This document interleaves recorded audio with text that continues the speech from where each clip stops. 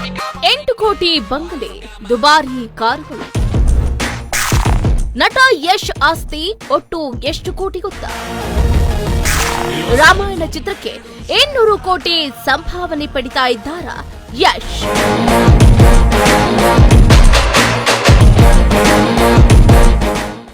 South ಚಿತ್ರರಂಗದ ರಾಕಿ ಬಾಯ್ ಅಂದ್ರೆ super star Yash. KGF ಮೂಲಕ ಯಶ್ ಭಾರತದಲ್ಲಿ ಅಷ್ಟೇ ಅಲ್ಲದೆ ಪ್ರಪಂಚದಾದ್ಯಂತ ಹೆಸರನ್ನ ಗಳಿಸಿದ್ರು.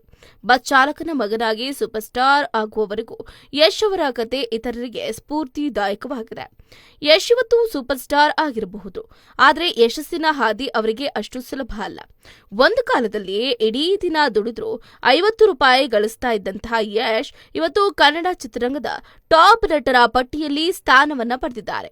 ಟೈಮ್ಸ್ ಆಫ್ ಇಂಡಿಯಾ ಮಾಡಿರುವ ವರದಿ ಪ್ರಕಾರ ಯಶ್ ಅವರ ಒಟ್ಟು ಆಸ್ತಿ 300 ರಿಂದ 400 ಕೋಟಿ ರೂಪಾಯಿ ಇದೆ ಅಂತ ಹೇಳಲಾಗ್ತಾ ಇದೆ.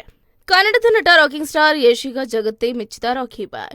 ಯಶ್ ಸಿನಿಮಾ ಅಥವಾ ಜೀವನವನ್ನ ನೋಡುವುದಾದ್ರೆ ಕೆಜಿಎಫ್ಗೂ ಮೊದಲು, ತಮ್ಮ ಕೆಜಿಎಫ್ನ ನಂತರ ವಿಂಗಡಿಸಬಹುದಾಗಿದೆ. ಯಾಕಂತಂದ್ರೆ ಯಶ್ ಅಷ್ಟರ ಮಟ್ಟಿಗೆ ಬೆಳೆದು ಬಿಟ್ಟಿದ್ದಾರೆ. ರಾಕಿಂಗ್ ಸ್ಟಾರ್ ಆಗುವ ಮೊದಲು, ಯಶ್ ಆಗುವ ಮೊದಲು ನವೀನ್ ಕುಮಾರ್ ಆಗಿದ್ರು. ಇವತ್ತು ನೀವು ನೋಡ್ತಾ ಇರುವ ರಾಕಿ ಬಾಯ್ ಎಸ್. ರಾಕಿಂಗ್ ಸ್ಟಾರ್ ಯಶ್ ತಮ್ಮ ನಾಯಕ ನಟರಾಗುವ ಕನಸನ್ನ ಕಟ್ಟಿಕೊಂಡೇ ಬಣ್ಣದ ಲೋಕಕ್ಕೆ ಎಂಟ್ರಿಯನ್ನ ಕೊಟ್ಟಿದ್ರು.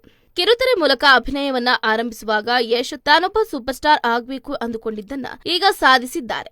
ಸಿನಿಮಾ ರಂಗದ ಬ್ಯಾಕ್ಗ್ರೌಂಡ್ ಇಲ್ಲದೆ ಬಂದು ಈಗ ಹೆಮ್ಮರವಾಗಿ ಬೆಳೆದು ನಿಂತಿದ್ದಾರೆ. ಯಶ್ ಛಲತುಂಬಿದ ಬದುಕು ಮತ್ತೊಬ್ಬರಿಗೆ ಮಾದರಿ. ಈಗ ಯಶ್ ಆಸ್ತಿ ಮೌಲ್ಯವನ್ನ ನೋಡಿದ್ರೆ ನಿಜಕ್ಕೂ ಕೂಡ ಅಚ್ಚರಿಯಾಗುತ್ತೆ. ಕೆಜಿಎಫ್ ಬಳಿಕ ಯಶ್ ಯಶಸ್ಸು. ನಟ ರಾಕಿಂಗ್ ಸ್ಟಾರ್ ಯಶ್ ಕನ್ನಡದಲ್ಲಿ ಸಾಕಷ್ಟು ಸಿನಿಮಾಗಳನ್ನ ಮಾಡಿದ್ದಾರೆ. ಆದರೆ ಇವರನ್ನ ಕನ್ನಡಿಗರು ಮಾತ್ರ ಸ್ಟಾರ್ ನಟನಾಗಿ ಕಾಣುತ್ತಿದ್ದಾರೆ. ಆದರೆ ಕೆಜಿಎಫ್ ಸಿನಿಮಾದಿಂದ ಈಗ ಭಾರತೀಯ ಚಿತ್ರರಂಗದ ಸೂಪರ್ ಸ್ಟಾರ್ ಪಟ್ಟಿಯನ್ನ ಸೇರಿಕೊಂಡಿದ್ದಾರೆ. ಕೆಜಿಎಫ್ ತಂದುಕೊಟ್ಟ ಅಪಾರ ಯಶಸ್ಸು ಯಶ್ ಮೌಲ್ಯವನ್ನ ಹೆಚ್ಚು ಮಾಡಿದೆ.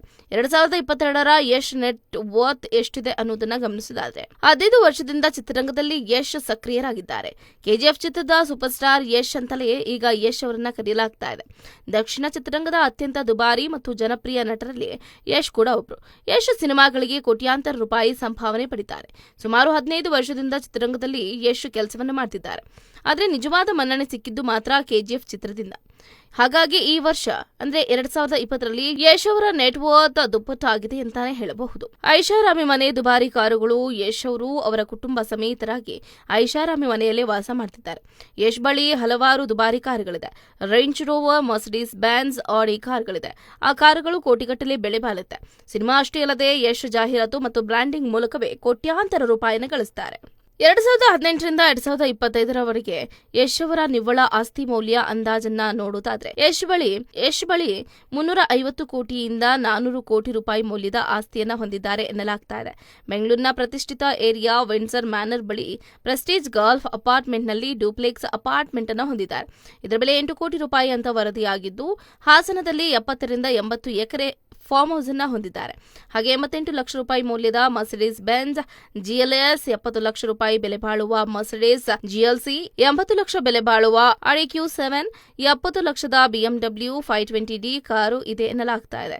ಇನ್ನು ಅವರು ರಾಮಾಯಣ ಚಿತ್ರಕ್ಕೆ 200 ಕೋಟಿ ರೂಪಾಯಿ ಸಂಭಾವನೆಯನ್ನ ಪಡೆದಿದ್ದಾರೆ ಎನ್ನಲಾಗ್ತಾ ಇದ್ದು, ಈ ಮೂಲಕ ದುಬಾರಿ ವಿಲನ್ ಅನ್ನುವ ಖ್ಯಾತಿ ಕೂಡ ಅವರಿಗೆ ಸಿಕ್ಕಿದೆ.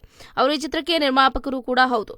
ಅವರ ಸಂಭಾವನೆ ತೆಗೆದುಕೊಳ್ಳುವ ಬದಲು ಅದನ್ನ ಸಿನಿಮಾ ಮೇಲೆ ಹೂಡಿಕೆ ಮಾಡುವಂತೆ ಕೋರಿಕೊಳ್ಳುವ ಸಾಧ್ಯತೆ ಇದೆ ಎನ್ನಲಾಗ್ತಾ ಇದೆ. ಹೆಚ್ಚಿನ ಸುದ್ದಿಗಳಿಗಾಗಿ ನಮ್ಮ ಚಾನೆಲ್ನ ಸಬ್ಸ್ಕ್ರೈಬ್ ಮಾಡಿ.